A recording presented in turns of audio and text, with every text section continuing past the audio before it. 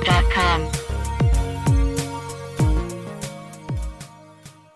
How are you doing? I'm fine. How are you?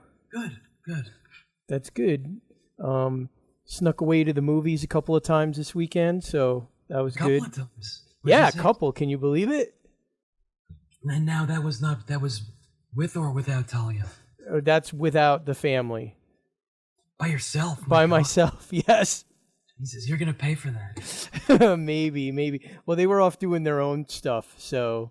but I saw Winter Soldier again. Yeah, I've heard it's amazing. It's really fantastic. I mean, it really, even the second time, even though I knew stuff was coming, I just I like to sometimes go, whoa, that is my cell phone going off with the Doctor Who. Yeah. I got to turn off the sound. Do you have to take that? Yeah, no, I mean, it's pretty amazing. As far as like how they keep the tension going and all that stuff. I've been watching Agents of S.H.I.E.L.D. with it my doesn't eldest. compare. Well, I know, but now I wasn't going to bother with Winter Soldier because I didn't see the first Captain America. Oh. But now they're like mentioning a lot of stuff about that's clearly was in that movie. Oh, yeah. And they're sucking me into it. And also the reviews have been fantastic, to the extent that people aren't saying that it's a good Avengers movie. They're saying it's a good movie. Yeah. I think you should maybe take the time to see the first one. Just rent it. I mean, it's a good rental. I mean, I thought it was a solid movie on its own, kind of to tie in, with everything else, all the other, Marvel stuff. But, it's just, it'll give you some good background info. And then you can go into the Winter Soldier. But I would recommend it. It's a good, if you got time to sneak away from the family or, one of your kids doesn't have a problem or you don't have a problem with them seeing a lot of gunplay. Because there is a lot of that. Romy already saw Winter Soldier. Oh, really? So she said, I think she saw with her grandfather. Oh. And she said, yeah, it was great. You should totally see it, Daddy. I went, okay. The jury is in. That's awesome. Cool. Well, but we're not here to talk about the Winter Soldier. What are we here to talk about? First of all, we're here to talk about the Eternal Soldier. Yeah, exactly. But first of all, this is Part-Time Fanboy, and my name is Kristian Horn, and I'm here with our Doctor Who expert, Barry Negrin, Hello. who has been with us since what? Like, what was it? The Day of the Doctor, right? Yes. That was sort correct. of our first podcast together. The It seems 50th so long anniversary ago. special. I know. Indeed. Centuries, perhaps. Centuries. But so we're here to talk about the second chapter in The Key to Time, correct? Yes. Yes, and this one is called The Pirate Planet. The Pirate Planet. So let's go into a little bit of your history with it. How long has it been since you first saw this one?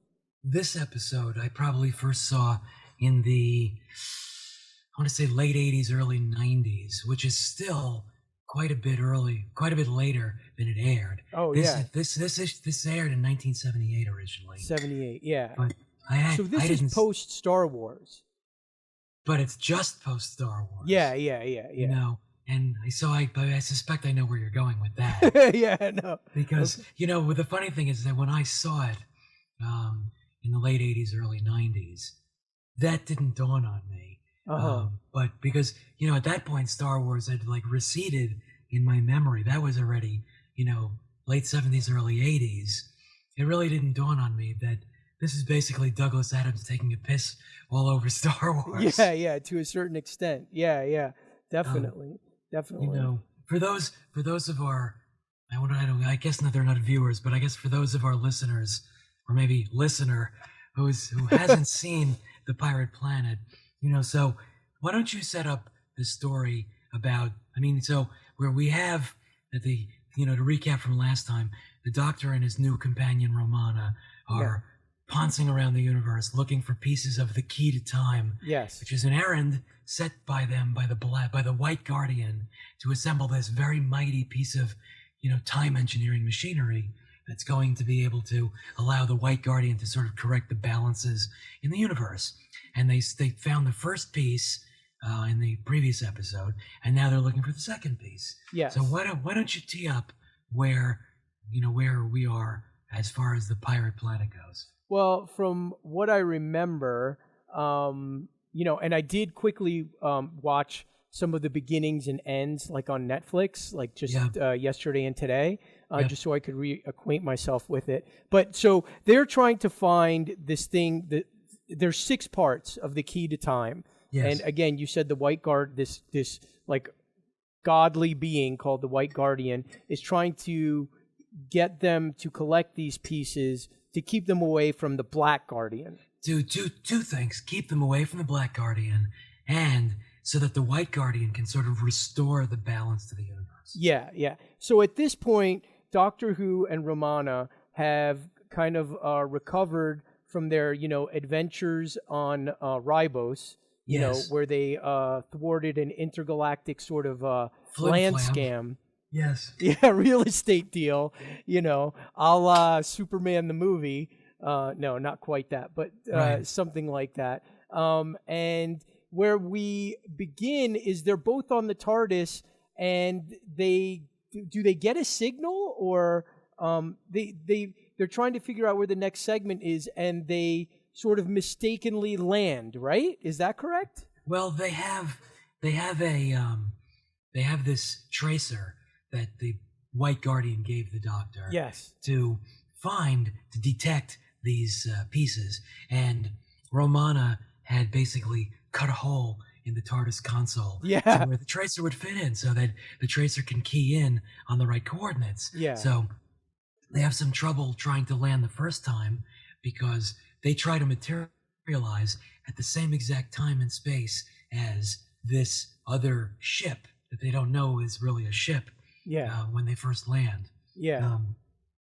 But it's very interesting, just even the beginning of that episode, before they even land, Romana's already getting much less haughty, and she's much more of an eager assistant at this point. Yeah. I noticed that right away, too. I noticed, well, first of all, they changed her outfit. I don't know if from the beginning she was wearing the pink, like, grease sort of a 50s outfit, Pinky Tuscadero, Yeah, exactly. She was not, no. She was not wearing this sort of glamorous, I don't know what you would call that, like swan princess queen outfit that my wife loved so much on the first segment of The Key to Time. Look, the show has something for everybody. Yeah, exactly. I mean, she had definitely lost a little bit of that wise ass, sort of snarky, like I know more than you attitude that she had in the last series. So you can already see that they're sort of like the writers are toning her down a little bit. Well, also that they're warming up to each other. That the Doctor didn't want her there in the first place. He wanted to work by himself. For sure. And she thought that he barely scraped out of the academy, but now she realizes, wow, this guy's really smart. He's got a street smarts that she hopes to have someday. But at the young age of 110, she certainly has no chance of having.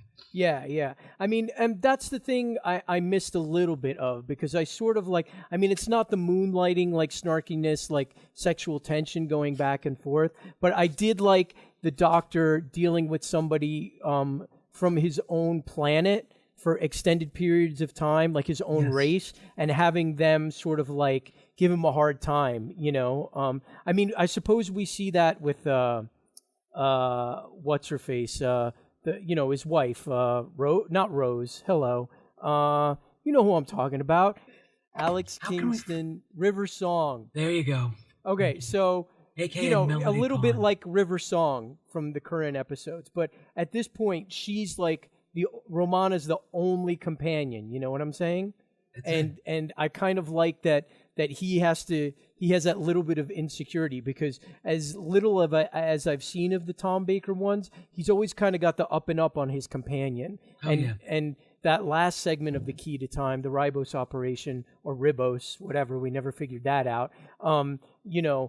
She was kind of giving him a hard time, and he was getting his feathers ruffled, which you don't see a lot of that in this particular part of The Key to Time. They were a much smoother team. But by the way, you're forgetting one major companion. Yeah, how can you forget K9? K9 is... Oh, that's right. He's not nothing. I mean, he's crucial to the advancement of the plot most of the time once he lumbers around into the, camera view. Yeah, yeah, yeah. I mean, that's the sort of thing that it's very interesting because the one thing that I wanted to mention, and for anybody watching this, it takes me like a good episode and a half to sort of get with the technology wasn't as great back then as it is today.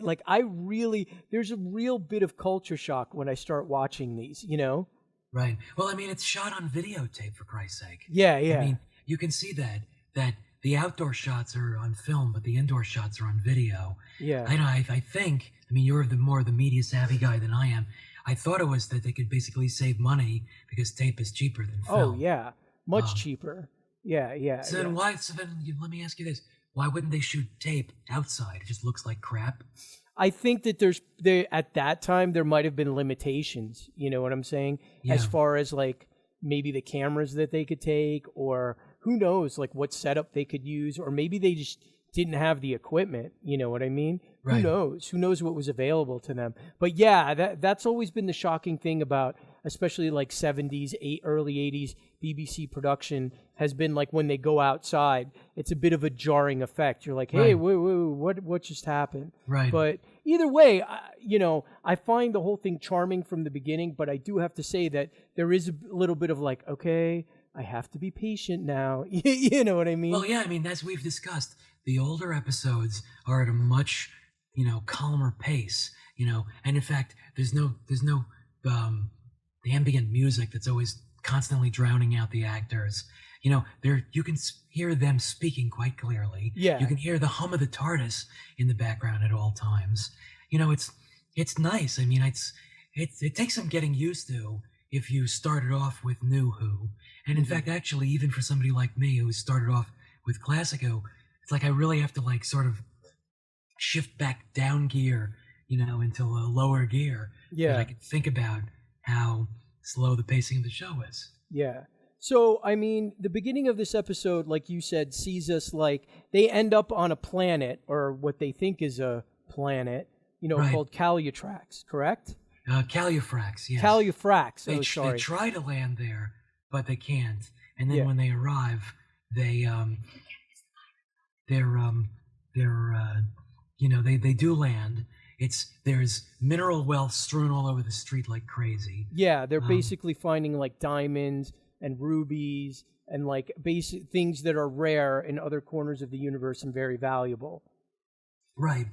And what develops is that there's this sort of planet-shaped hollow ship that jumps from planet to planet, materializes around it, mines the hell out of it, pulverizes it, uses up all the resources, and then just sort of leaves this husk, or leaves nothing, because as we discover later on, the main engineer behind this takes the remnants from the planets and crumbles them up into these tiny little balls. Yeah, we're getting a little bit ahead of ourselves, but that's basically what you've got is sort of a Galactus scenario, sort of from the Fantastic Four comics, right. Is that there's this planet that what they end up finding out later on in the episodes that is going from planet to planet and just sucking out all the life essence, right. Whether the planet is inhabited or not, and right. using it for its own purposes. Right.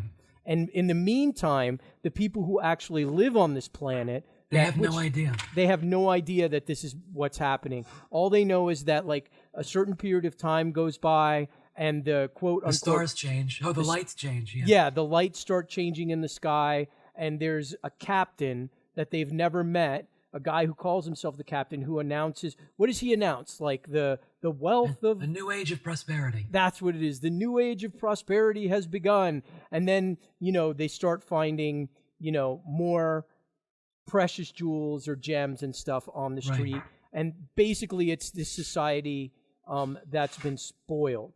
But the thing that I never really, or I don't remember, is what did the people on the pirate planet who didn't know that it was a pirate planet call it? Do you know?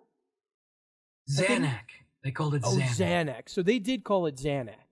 Yes, because that was their planet. I mean, originally it was a planet, and the captain and the other royal involved had hollowed out their own planet to mine it for all that it was worth, turned it into this, hyper jumping ship, this planet eating ship, and then bounced around. So the people of Zanuck had no idea. That's right. They were just kind of like along for the ride. Yeah, along for the ride and kind of stupefied as to how things worked and, didn't really know anything. The only thing that they knew is that, or some of them knew, is that they didn't necessarily have their free, quote unquote, freedom, right? Right. Yeah, and you eventually run into a couple of, inhabitants of the planet, and they, what you see is sort of a system of fear in place that every once in a while, right after the lights in the sky go crazy and everything, the stars in the sky move position, that certain people become sick. Correct? Yes, they develop this sort of deathly pallor. They get this they sort of get a fever of the brain, and then they go join this group of weirdos, robe-wearing weirdos. Hare Krishnas. Called the Mentiads, yes. Yeah. And they live in, the catacombs, they live in the forest, they live, off the beaten path. Yeah, very off the beat. Well, that's the thing, is that the residents of Zanuck are terrified of these Mentiads, correct? Because the captain and his guard and the government basically can keep the propaganda going that the Mentiads are treasonous, that they're against the government, that they will, kill you on sight, and that they're dangerous and they're not to be trusted. Yeah, exactly. And down the line, what you begin to discover is that there's a lot more to these Mentiads and the captain's sort of machinations. The captain, who is the captain of the pirate planet, he basically pilots it, and he's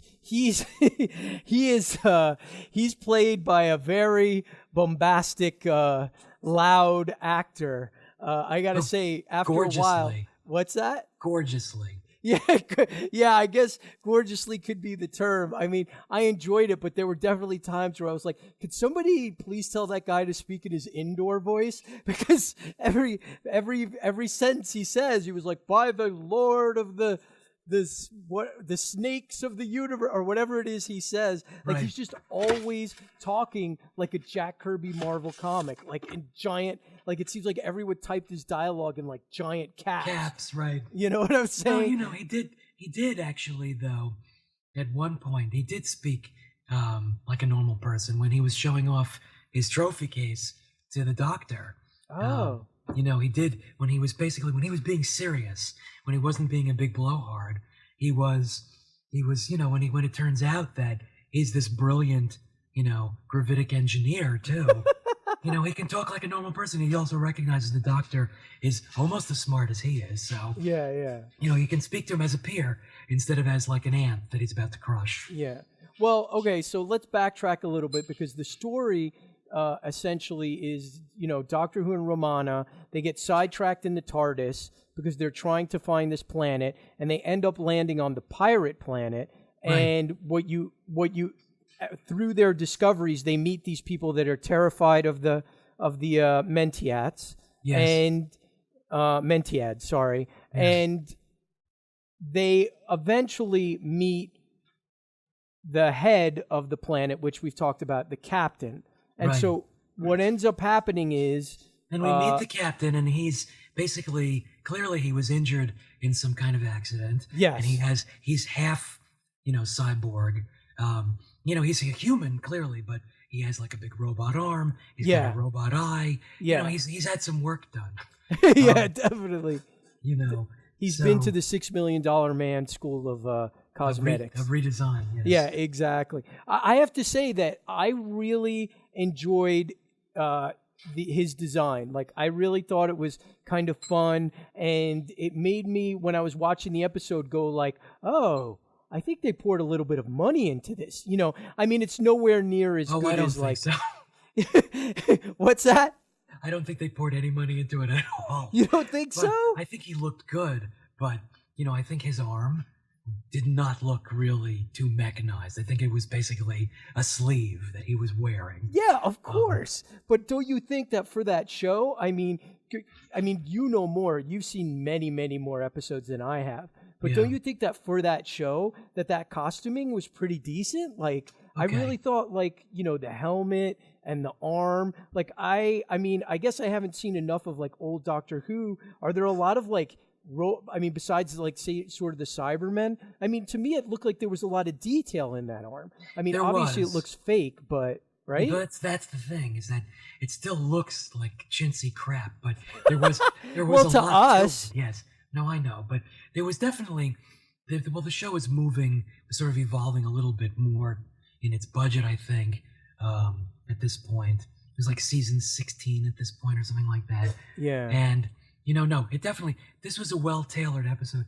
You also have to remember who the author was. Douglas Adams wrote this. Yeah. Now, was he a big name in sci-fi at the time? I don't think so. You don't think so? So this is before he, you know, before all his books became, you know, world famous and... Yeah, I think Hitchhikers was like 81 or so, 82. Oh, okay. So this was 78. You know, in fact, he actually wrote this series of episodes. He filled in for the writer who was supposed to write it, but that guy either had a conflict or he backed out for some reason. Anyway, the show was in a lurch because they didn't have anybody to write this show and the series. And he's like, I'll do it. And, you know, it was, you know, unbeknownst to anybody at the time, it was classic Douglas Adams, you know? Yeah. Yeah. Well, that's what's really interesting to me is reading up about it on Wikipedia.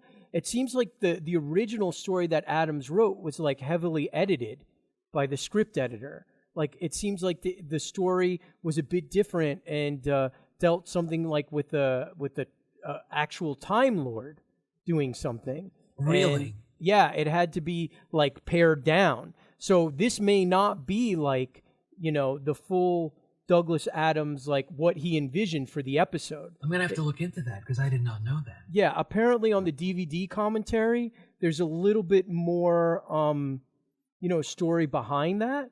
But, you know, I watched it on Netflix, so I don't know. But who knows what Adams came up with? I mean, probably some crazy stuff. Well, the very fact that he came up with this, you know, sort of planet-eating device, that sort of almost is a clairvoyant predicate to his, you know, Vogons destroying Earth to make way for hyperspatial byway. Although, you know, planet-destroying devices have been around since at least the 60s, when, you know, the Star Trek Doomsday Machine. Sure. Yeah, but I really do like the idea of, you know, however much it reminded me of, like, again, the comic book character Galactus, but the idea of, like, a planet, like a whole freaking planet that just travels through whatever, warp space or interdimensional whatever. You know, there was a lot more scientific gobbledygook in this episode too, but in this series than you know, the past. But you know, the idea of a planet just sort of like warping and then surrounding or filling the space of another planet, I thought that was pretty ingenious. It was. It was. And yet, there are a tremendous number of parallels to Star Wars, which, you know, had come out only a year before. I mean, so you have this pirate planet is very similar to the Death Star. I mean, it doesn't shoot the planet, but it destroys it. Yeah. You know, the captain is clearly a spoof of Darth Vader. Absolutely. You know, it turns out as we get further into the episode, he has this sort of nurse that takes care of him. It turns out that she's really pulling the strings, that she's really this aged queen, Xantia, who was a monster. She's the one who started the whole process. Yeah. And, you know, and then, you know, you've got this whole corps of guards, the captain's guards, were like the stormtroopers who can't seem to hit anything. Well, they've got first of all, no offense, they look like a bunch of S&M guys carrying dildos around with those ridiculous guns. I There's that, yes. I was like, wow. The costume designer was having a lot of fun here with the prop guy. You know what I'm saying? Yes. Like, I was like, wow, this could very easily, like, you know, those porn parody videos that they keep making about Superman and stuff like that. Like, I could very easily see like I was just like, wow, maybe that's just my filthy mind, but I was just like, I can't believe how S&M these guys look, you know? Right. Yeah, and that's the thing is, like, again, sort of trying to adapt to the sort of technology. You saying that they can't hit anything, but it's like, how can you hit anything if you can't see where your shots are going? Yes, because there's like a little red dot that shows up. yeah, somewhere. it's like, it's not even like a stream of light, or you don't see like explosions. You just see this like really poorly matted, you know, stream of light on top of, you know, the film or whatever. But the funny thing is that towards the end of the episode, Romana, of all people, at one point grabs one of these crappy little penis laser rifles, Yeah. shoots the guard on the first shot, and he Yep. just falls down dead or Yep. stunned. Like, she's apparently a crack shot. Yeah. So, I mean, you know, the whole point of this, you know, series is basically that, again, it's called the Pirate Planet because it's basically, you know, stealing resources from other planets and decimating them. And in the meantime, it's keeping its populace happy by giving them everything they need so they won't suspect. And Right. so the Doctor and Romana, you know, through the course of their investigations and their dealings with the Mentiads, you know, come Who to turn discover... out, you know, AKA the Jedi. Maybe. I think... Totally. Come on, the Jedi have all these mental powers. You know, they Yeah. can convince you to fall asleep. They can levitate stuff. So can the Mentiads. Yeah, I guess They so. wear robes. Yeah, but what I liked about the Mentiads is that people kept referring to them as sort of like space zombies or whatever. Right, but they're not, though. I mean, they're telepathic, and when the life force of the planet that they happen to be sitting on right now dies and is sucked out, these people can feel it, the same way Obi-Wan Kenobi felt it when Alderaan was destroyed by the Death Star. Wow. Yeah, I mean, it's a really good point that you're pointing out there. I mean, that's how the Mentiads develop, because of the trauma of either a world dying or the people on the world dying. There's the inhabitants of Zanuck. Do they just say one, or do they say? Because to me, it just seems like it's a town. But you know, obviously, they can't do the scope of a planet on this budget. No. But it seems like, is it just one person at a time that develops these powers, or was that ever made clear? Because it wasn't, but it only looked like there was about, you know, maybe a dozen and a half Mentiads. So. Yeah. So the Mentiads develop psychic powers, or a person becomes a Mentiad because of the inherent trauma caused That's it. by It's the latter. death of a world. It's the latter. I mean, we saw that one guy, Pralix, who was like a regular guy up until the last jump, and when they finished destroying Calufrax, he really, you know, got his Mentiad on. Yeah. I mean, and so, yeah, in the course of events, the Doctor and Romana, they basically discover that the Mentiads are not, you know, everything that the inhabitants of the world think they are, which, you know, I think specifically they do call them space zombies because they're terrified of them, Right. but that they are actually a force that can be used against the captain Right. of the ship for good, you know? Yes. Yeah, and that I thought was like a really nice little twist. It's funny because, again, this series, like in the very beginning, I was a little bit like, wow. It wasn't just the parallels to Star Wars like that you're pointing out, because I didn't think that deep into it, but I felt that there was a difference in stuff that I'd seen before, like the Pertwee episodes and, you know, the older stuff, where I felt that the sets were a lot more complex.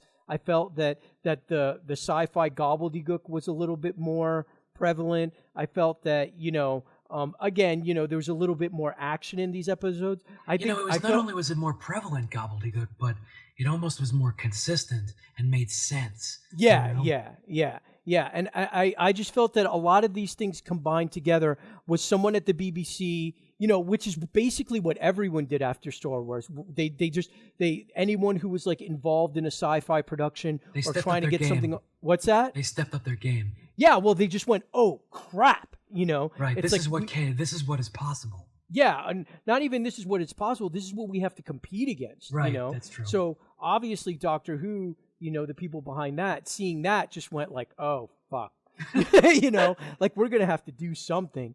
So that's what stuck out to me from the very beginning. I mean, once it landed on the planet, and once you saw like the captain's bridge, quote unquote, It was a nice and bit. a lot of the other stuff, I was like, okay, I don't know if it's either they poured a little more money or they just utilized the money that they had better. But somebody said like we got to step up our game a little bit. Yes. Yeah. So I mean, and from there, it just seems like even the scope of this was kind of larger as far as the plot was concerned, right? Like the twists and the turns that it took, don't you think? Yeah, no, there was definitely, it wasn't nearly, well, yes. I mean, well, if you go back to some of the older ones, like there was a second Doctor one, Patrick Troughton, The Tomb of the Cybermen. That one was pretty straightforward and linear, where you've got these people who are excavating the Tomb of the Cybermen, and the Doctor says, "Don't do it," and they say, "We're gonna do it anyway," and then they do it, and calamity ensues. Yeah. And then the Doctor spends his time putting the Cybermen back. Here, this one, you already had, so, like even as early as the Pertwee episodes, there were some twists and turns. There was a great episode that's on Netflix now called The Green Death, and it's a very environmental, eco-friendly episode where you've got this company that's running something, and it's creating these gigantic, grub worms that are like 6 feet long. And because of the toxic waste that they're pouring into this mine, and, there's like a whole bunch of things going on. And so like there are layers episode. So this is not like the first time you've seen it. Also, in some of the earlier Tom Baker episodes, like The Invasion of Time, which was right before The Key to Time, the end of season 15, he's on Gallifrey, and he's sort of helping an invasion, except that it's really a trap. It's like the Tom Baker episodes I find are like some of the more complex ones. So when does Tom Baker start Doctor Who? Like what year? 1974. Oh, okay. So he's been in the game for a while now, at least 4 years. Yes. Oh, okay. So he's well established. Yes. On the show at this point. Yeah. Oh, that's really interesting. I mean, yeah, I mean, more than I do, of course. So for me, not having been exposed to a lot of episodes, it seemed to me like they were just like really like, okay, Star Wars, there's before Star Wars and there's after Star Wars, and here we go. You know what I'm saying? Yeah. And but maybe not as far as the plot is concerned. But for me, it just seemed like the sets and stuff were a little more complex. I don't know. Well, I've always found that the anytime that they went to Gallifrey, the outfits were nice. I mean, they always had good costuming for the Time Lords themselves. Yeah. So that's, they never let, I mean, these people were supposedly the pinnacle of evolution in the universe, right? So they're not going to, go around and schmott us. Yeah. No, I mean, I think that, like the whole thing just plays out really well as far as, I'm comparing it to other episodes that I've seen. Like such as? Well, I've seen like the Ark in Space. Oh, that was terrible. I mean, it was a good story, but that one looked so terrible. That was one of the shittier looking episodes in the Tom Baker years. I think that was like his second or third episode. Yeah, and I've seen like the first Pertwee series, which was with the mannequins. Oh, those were dreadful. I mean, but look, you're lucky that they were in color. They just went to color at that point. I'm serious. Oh, was Pertwee the first color? Yes. Oh, I did not know that. In 1970. Oh, wow. Yeah. So before him was the dome-haired doctor, right? Yes, Mo. Oh, okay. Well, that makes a lot of sense then. But, I mean, at least to me, with my experience with what I've seen, this was definitely, to me, sort of one of the better-looking ones that I've seen. Yeah. And I felt that the effects budget seemed, I mean, obviously, there's a gag in this series where they're traveling down hallways and it just like zips them up and down. And obviously it's just like some shitty green screen and really bad. But for that show and at that time and the production values for that time, it seemed to me that it was like really, really, that they were going the extra mile, Well, at least a kilometer, because Yeah, exactly. I mean, we are talking the metric system. Right. So like I said, I mean, I really, it seemed to me like this kind of stepped up the game from the Ribos Operation. No, even from the Ribos. Well, you also have to remember the Ribos Operation was set in like a medieval setting. So, there wasn't much to look at. You had catacombs, you had a lot of old stuff, you had people in fur because it was, year 50 of the 75-year ice time. So there wasn't a lot to look at. The inhabitants were kind of slow-witted and, backward, and they only had like all of these futuristic infiltrators trying to get in on the action. Whereas here you've got an advanced race, very advanced, an impressive engineer in the captain. You've got some, the power behind the throne, the Queen Xansia / Emperor Palpatine pulling his strings, with, stopping, her death in behind these time dams. I mean, now you're talking about, chrono engineering. That's crazy advanced, right? So, yeah. Well, and that ends up being what the payoff is. It's sort of by the end of the episode, right? Is the big plot is that the captain is not really in charge. You find out at the end, which, spoilers, anyone who hasn't watched this yet, get ready, because we're about to drop the bomb. His nurse turns out to be royalty from the original planet that the pirate planet was constructed by, right? She was not descendant from. She was the original queen. Yeah. I mean, she'd been around, they hadn't seen her in hundreds of years, but she was really there, you know, and she was creating like some sort of projection of her own body as this sort of fetching young but still bitchy woman that she would eventually transport her consciousness into. And basically the doctor and I guess one of these Xanakians,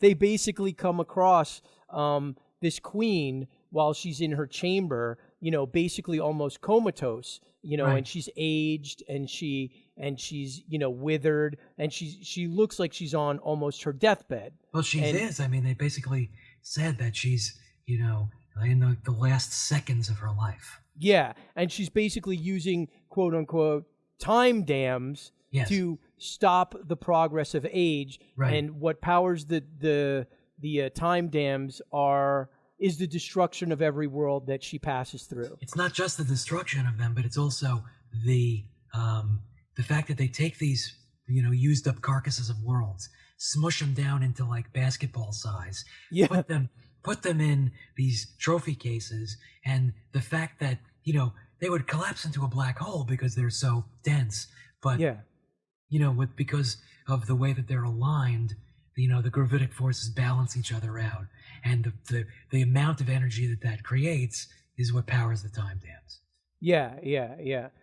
So I mean, now was it the world's compressed? Because to me it seems like, but see, here's the thing where you go, but wait, there's more. Because on top of that, you've got the captain who is apparently terrified of this queen. You discover later, a lot of his bluster and the way he talks like this is because he's trying to impress the queen and show her that he's competent. At least that was my understanding of it. Actually, if anything, I thought he was trying to, by being a big blowhard, he was trying to downplay just how smart he was, and sort of be like this, big, goofy, doofus, but still this genius engineer who is plotting behind the queen's back to, create this, wall of energy so that he can enter the time dams without breaching, the universe, basically. Go in there, kill her, and then he'll be free of her. Well, yeah. See, so what I didn't fully, and the way I understood it was that it was the actual deaths of the world that were keeping the time dams charged, and then he was keeping the worlds so that he could eventually like implement his plan, which would be to use the energy of those worlds to break through to destroy the time dams, and then therefore like the last seconds of her life would continue and she would just die. That's it. Yes. Okay, so maybe I didn't misunderstand it because the whole reason that I understood that the worlds were being kept and that this guy, the captain, ended up being so brilliant was so that he could use that energy to eventually destroy the time dams or destroy whatever technology she was using. I thought it was also that the balance of them is what also powered the time dams, and that they kept mining the planets so that they could actually power the jumps of the ship, so they could keep the ship running. So that they needed resources. Yeah. Well, either way, you've got one person using it for one reason, which you don't find out about until the end of the episode. And I just found it kind of really smart that what you end up finding out that, because once the nurse showed up, it was very obvious that like, okay, she's in charge, Right. Like that wasn't a surprise to me. Like they telegraphed that like a mile away. That was like Western Union sending me something from New York, like the nurse is really behind it. Now, the way that it all played out, where it was like, I'm the one in charge, but the guy who's really in charge is not in charge, but he's really just trying to buy time so he can kill me, that I thought was really smart. Yes. Yeah, I agree. And I really enjoyed that aspect of it. It was a well-layered story.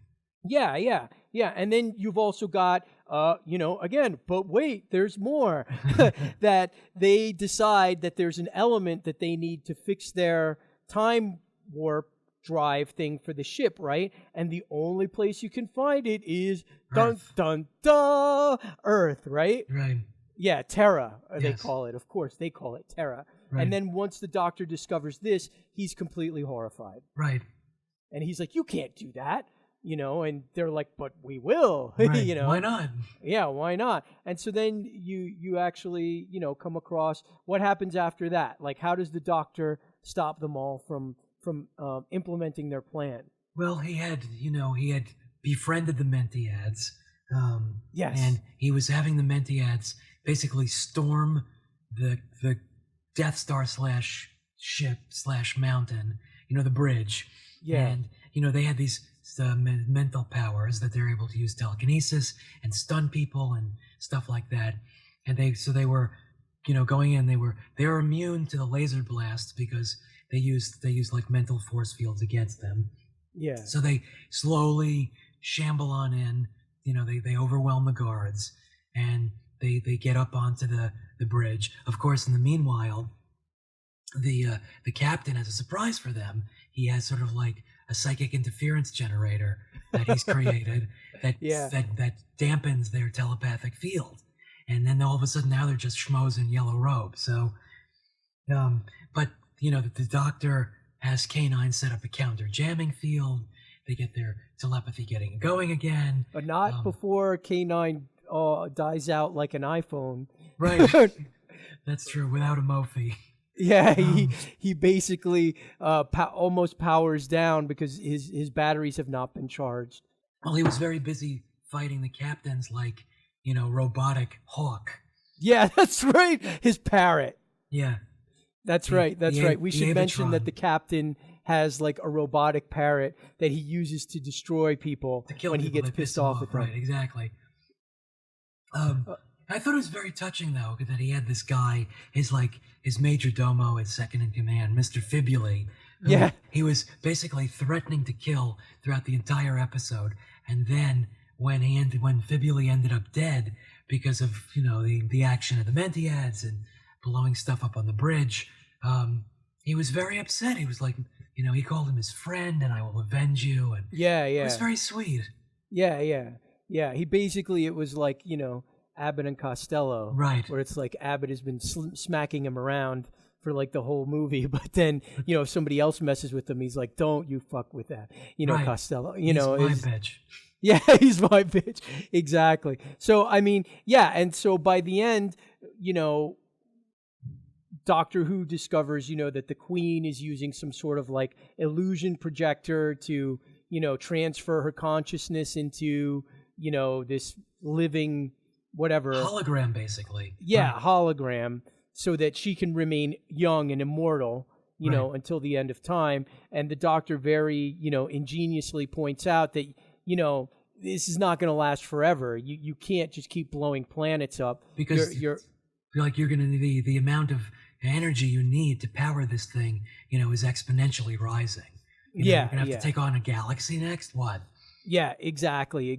So, I mean, yeah, and then by the end of the episode, they actually manage to transport their planet to like Earth's vicinity, but the Doctor, using the method almost that like they accidentally used in the beginning of the episode, it's kind of like a callback. He decides to transport the TARDIS to the exact time and place that the planet is going to appear, so that they can't surround the Earth, right? Right, and that's actually what causes all the bridge, components to short out.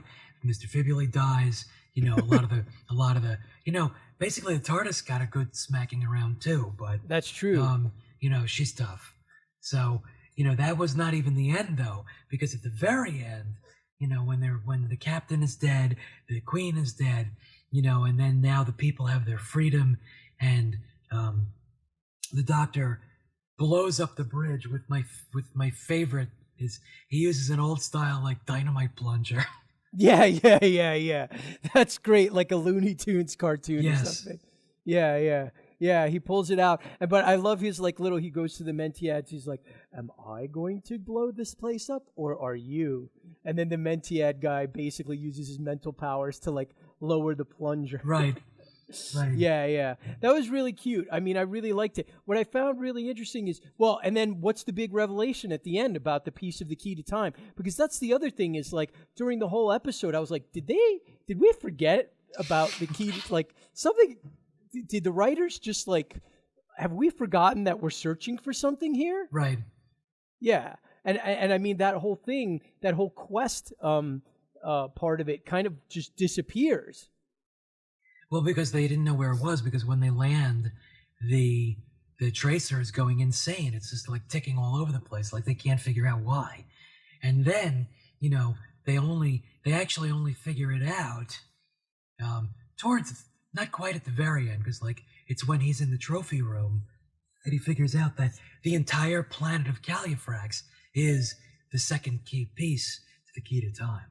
Yeah, which I found to be like a really neat sort of like a very old school comic book revelation. It's also a very Douglas Adams thing to do. Yeah. I guess so. Yeah. I really liked that. I was like, oh, the whole planet. But then there was a part of me that was like, because did they ever say whether that planet had people on it? No, I think they implied that it was basically a frozen rock. It did not have people on it. It had a lot of mineral wealth, but it didn't have any inhabitants, because obviously to waste the entire population would not have been cool. Yeah, exactly. To make the segment of the key to time, and that's the thing that you never see at the end. You never actually see them show like, hey, this is the second piece. Right. He just kind of like runs off into the woods or something, like waving goodbye or well, whatever. He did say that, one of the things that, hey, because the Doctor is so incredibly clever, he said that what he was going to do for the people of Zanuck, because they were going to be homeless in a minute, what he was going to do is he was going to set the planet to, settle down in a nice part of the galaxy, and he was going to take all of the broken carcasses of the old planets that were in the trophy case, throw them into the center of Zanuck, and they would expand, because all of a sudden the gravitic forces that were keeping them compressed wouldn't be there. And they would fill in the hollow part of Zanuck. Zanuck would be a whole planet again. And they would just be a regular planet from then on. And then, Romana asks him, well, what about Calufrax? We need that. He says, oh, I'll just sort of knock that out and we'll just pick it up later. Yeah, exactly. But, there's no way they could figure out how to show that in 1978. So they're like, we'll do that later. Yeah. Yeah, exactly. Well, we'll pick up that piece, on the down low when it's all over. Right. Yeah. And that's sort of the capper that I sort of missed at the end, was them being like, this is the piece, Here we go. I don't know if they're going to do that in the beginning of the next episode, maybe, but or the next part of the Key to Time, because I don't know, for some reason there was maybe the completist in me that just wanted to see them like, oh, here's the other piece and let's combine it with the other piece and now we have two. You know what I mean? The epilogue. You do get, you get to see more pieces later on. I don't know if you get to see only the two pieces at one point, but I know at some point you see 3, 4, or 5. So that's good. You definitely see them being assembled. Yeah. So what is so this is part 2 and part 3. See, what I don't understand is on Netflix, it seems like they give every 4 episodes is a different season. You know what I'm saying? Yeah. Like the way they list them. Like this is listed as like season 15 or 16. Or 11 actually, which it's not. Oh, really? I think that they don't really understand, how it works. I think they're considering like each story to be. Yeah. Maybe it's actually S stands for story on Netflix. I don't know, but it's because remember it's sort of like a hodgepodge of all the classic Doctor Who's. It's not. Yeah. I mean, they do have them in chronological order, but they don't have all the Tom Bakers. They don't have all the John Pertwees. No, of course not. The ones that do have streaming though from the older ones are the same ones that the BBC showed with the old Doctor specials. So. Oh. It was interesting that, like the old episode of Sylvester McCoy, Remembrance of the Daleks, that's on Netflix. The old episode they had of Colin Baker, Caves of Androzani, I think it was, that's on Netflix. That old Tomb of the Cybermen that they showed on the BBC special, The Doctors Revisited, that's on Netflix. Same thing with the Green Death, too. And the Aztecs, the first Doctor episode, that's the only one they have on Netflix.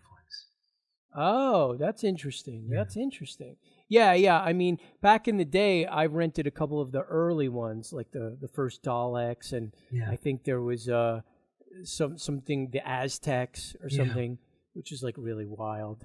But I mean, I have to say that I really did enjoy this. The thing about like even this Doctor Who, and the thing that I like about the modern day Doctor Who is just how much it just reminds me of really like old school comic books. Like again, Jack Kirby, Stan Lee, just like riffing about crazy, nonsensical, scientific adventure shit, at a mile a minute. And that's what I really, what's that? But with a lot of continuity to their own story. You'll always get in the, a Jack Kirby comic book, you'll have, at least in every book, one reference to, 50 books ago. Which is how Marvel Comics used to be, And the same thing with, even in this episode, you had when the Doctor was, when he woke up from being unconscious, and he said, no more Janus Thorns. That's basically what he was telling Leela in a few episodes, a few seasons ago. He's like, stop shooting people with poison arrows. Oh, gotcha. Janus Thorns, Oh, that's cool. It was. Yeah. It all seems like very linked. It all seems like, there's definitely a way things work and sort of a code to things. And but at the same time, there's really like, there's definitely a couple of moments where I'm like, that's crazy. Yeah. Like, this is some crazy stuff that they're doing on this show. Yes. And that's the thing is that, very much like, the thing is like, I really, when I'm watching these episodes, I really feel like I'm watching, like, this is 78 and Star Trek ended in what, like 66? Yes. Something like that? 69 or something like that? 69. Yeah. And I'm just like, this is like not even Star Trek level effects, people. No, but the thing is that they shoot for the fences. They don't care. You know what I mean? To me, it reminds me of like a YouTube video, a modern YouTube video where, these people are just like, screw it. We're just going to tell a story. And that's what I really appreciate about it, that they just were like, we're going to tell the craziest, wildest sci-fi stories. And it doesn't matter that we don't have the effects. It doesn't matter that we don't have like, lightsabers. It doesn't matter. We're just going to tell these stories and we're going to go for it. And they succeeded in making something really great. And they gave the characters, even like, even the tertiary characters, the secondary characters, they give them a backstory, you know? Yeah. Yeah, absolutely. I mean, there's a lot of thought going into these, and that's the thing that I noticed too in this particular one. There's a lot of like dialogue and talking, which you don't necessarily get with a lot of sci-fi, and it's because they have to fill the time. They can't have people shooting with phasers or transporting down onto the planet, or Doctor Who doesn't get into karate fights with people. Well, he talks things through. No, well, Pertwee did.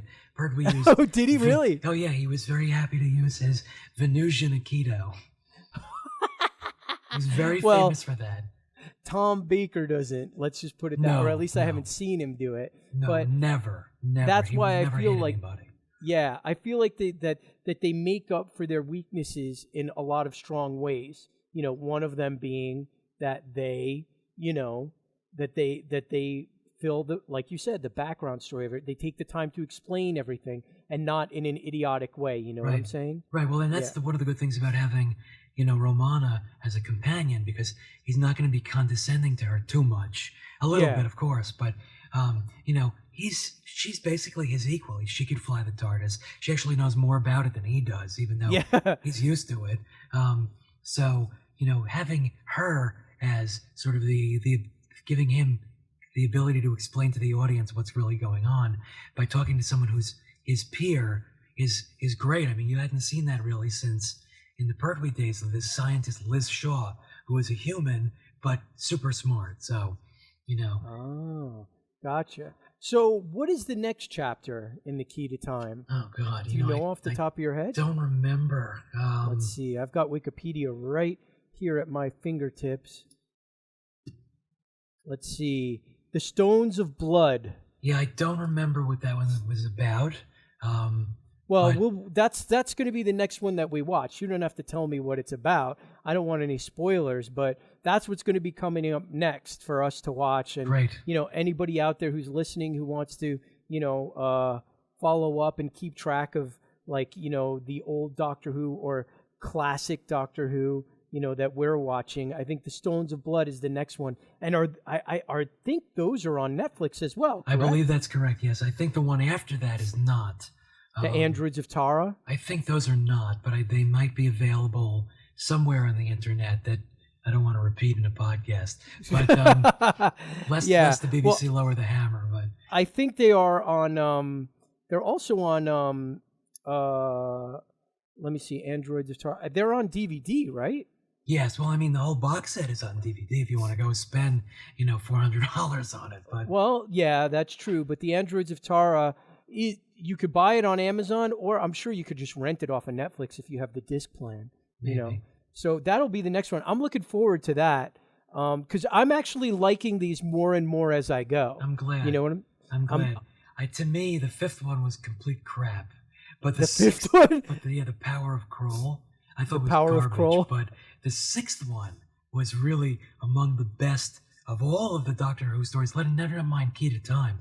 I thought the sixth one, the Armageddon Factor, was among my favorite Tom Baker episodes, period. Really? Yeah. Oh, and that one looks like it's 6 episodes long. It is. Oh, cool. Yeah, so, I mean, next up will be The Stones of Blood, probably in about a month or so. Okay. Maybe even sooner if we get eager and are looking for subject matter. Sure. But I got to say, it's really grown on me, and I'm so glad that you've kind of made me or introduced these to me because the ones that I have seen that I've rented on DVD, like I think the big Tom Baker one, there was a Dalek one where they retold the origin of the Daleks. Well, the Genesis of the Daleks, that's considered like one of the best ones in all of Doctor Who history. Yeah, and I actually really liked that. And I think that I rented that one because at the time, I was into the modern Doctor Who, and I was like, what are these Daleks? I kind of know a little bit about them. And then I found out that there were a bunch of different origins. And so I just remember the Ark in Space being like, this is kind of boring. Like, weak. This is not very good. And then the Genesis of the Daleks was excellent, and I remember up until the end. where they do some kind of like ring around the rosy thing against a black mat, and they're like falling. Maybe I have to watch it again. But at least these first two segments of The Key to Time, I've really enjoyed, and I'm glad that I got the chance to watch them. Well, I'm happy to have obliged. Well, thank you so much. Cool. Do you have any other last thoughts on this part of The Key to Time? No, I think I'm pretty much exhausted on it. Cool. I guess the only other thing I would throw in is that, as great as it was, it's still 1978, and there's a lot of just very, like when, there's some like basically sexist things going on where you have, K9 telling Romana, or the doctor, let Romana make first contact. And he says, why? Oh, yeah. And he says, because she's prettier than you. Well, that is true. I mean, well, yes, but I don't know that. I guess my sexist meter needs to be jacked up a notch, because I didn't really find that too sexist. I was just like, I just kind of nodded and went, yeah, he's right. It's true, but I mean, you don't really expect to hear that from a robot dog. I guess not. Yeah, and that's the other thing. I'm really amazed as to how much K9 has grown on me. Oh, I love K9. At first thought, I'm like, and I think I saw him in a lot of the what was the companion, the Sarah Jane Smith. The Sarah Jane Adventures. I think that was maybe sort of my first exposure to him. Yeah. Or no, it was the episode of Doctor Who where she guest starred before she got the spinoff. And I remember being like, and having heard about K9, being like, what? Really? But he's actually kind of grown on me. And when his battery was dying in this episode, I was like, I'm sad. Is he dying? I was like, anyway. Well, this has been the Part-Time Fanboy podcast episode of The Pirate Planet, which is the second chapter of the Doctor Who Key to Time. My name is Kristian Horn, and I've been joined by Barry Negrin, who is our Doctor Who expert, and we hope to join you in about a month or so with the third chapter, The Stones of Blood. Sounds very eerie. Cool. Thanks for joining us. Hey, thanks for having me. No problem. Bye.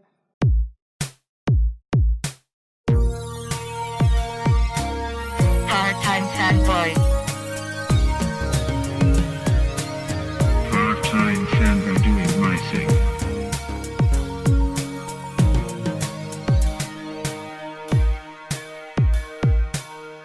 I'm doing part-time. I'm doing part-time. I'm doing part-time. I'm doing part-time. PartTimeFanboy.com